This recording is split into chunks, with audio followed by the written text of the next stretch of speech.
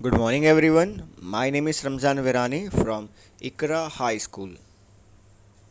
आज हम पढ़ने वाले chapter number 2 micro organism friend and foe. तो पहले हम चैप्टर का मतलब जानते हैं। माइक्रो ऑर्गेनिज्म क्या होता है और ये फ्रेंड क्या होता है, फोई क्या होता है। माइक्रो ऑर्गेनिज्म में माइक्रो ऑर्गेनिज्म का मतलब होता है, अभी आपको कुछ लिविंग ऑर्गेनिज्म आप देख सकते हो अपनी नेक आई से, राइट। आप देख सकते हो कुछ लिविंग ऑर्गेनिज्म को, जैसे प्लांट्स और एनिमल्स को। ऐसे कुछ माइक्रो ऑर्गेनिजम्स हैं जिसको हम देख नहीं सकते, वो एग्जिस्ट करते हैं, हम अपनी आंखों से देख नहीं सकते, वो इस दुनिया में है, एग्जिस्ट करते हैं। उसी को हम माइक्रो ऑर्गेनिज्म कहते हैं। माइक्रो का मतलब क्या होता है? छोटा होता है। ऑर्गेनिज्म का मतलब होता है कि ज़िंदा ज़िंदा होता है। मतलब माइक्रो ऑर्गेनिज्म ऐसे छोटे लिविंग ऑर्गेनिज्म हैं जो हम अपनी आंखों से देख नहीं सकते, और उनको हम माइक्रो ऑर्गेनिज्म कहते हैं या फिर माइक्रोब्स कहते हैं। अब फ्रेंड क्या होता है, फोई क्या होता है? फ्रेंड का मतलब होता है कि जो माइक्रो ऑर्गेनिज्म हमें फ़ायदा पहुंचाता हो, वो हमारा फ्रेंड है। जैसे कि कर्ड को बनाने के लिए ईस्ट बैक्टीरिया यूज़ होता है। हमारे स्टमक में भी कुछ माइक्रो ऑर्गेनिज्म है जो डाइजेशन में हेल्प करता है। तो ये सारे माइक्रो ऑर्गेनिज्म हमारे फ्रेंड हुए, हमें फ़ायदा पहुंचाते हैं। अब फोई का मतलब क्या हुआ? दुश्मन हुआ।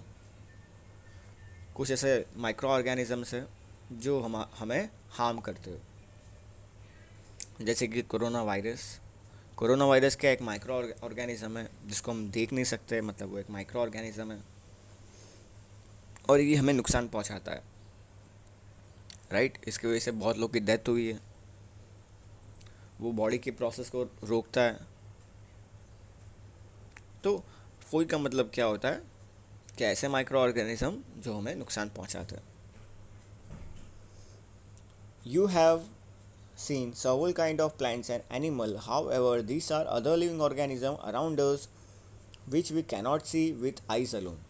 तो हम बहुत सारे लिविंग ऑर्गेनिज्म को देख चुके हैं, प्लांट्स और एनिमल को, जो हमें अपनी आंखों से दिखते हैं। पर ऐसे लिविंग ऑर्गेनिज्म भी है जो हम अपनी आंखों से नहीं देख पाते, और ऐसे लिविंग ऑर्गेनिज्म को ही कहते हैं माइक्रो ऑर्गेनिज्म या फिर microbes.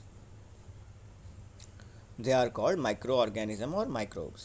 For example, you might have observed that during rainy season, moist dirt gets spoiled and its surface get converted with grayish white patches. Observe these patches through a magnifying glass. You will see tiny black rounded structure. Do you know what this structure are and what did this come from? तो आपने देखा होगा rainy season में अक्सर ये होता है कि ब्रेड के जो टुकड़े को छोड़ दिया जाए, हवा के अंदर रख दिया जाए, तो कुछ कुछ ही दिनों में उसके ऊपर ग्रेइश वाइट पैचेस आ जाते हैं। ये क्यों आता है? माइक्रो ऑर्गेनिज्म की वजह से आते हैं।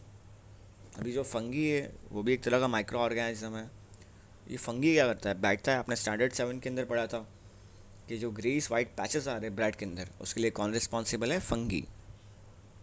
तो फंगी एक माइक्रो ऑर्गेनिज्म है जो कि ब्रेड को स्पॉइल करता है, ब्रेड को ख़राब करता है और उसके ऊपर ग्रीस वाइट पैचेस को ला देता है।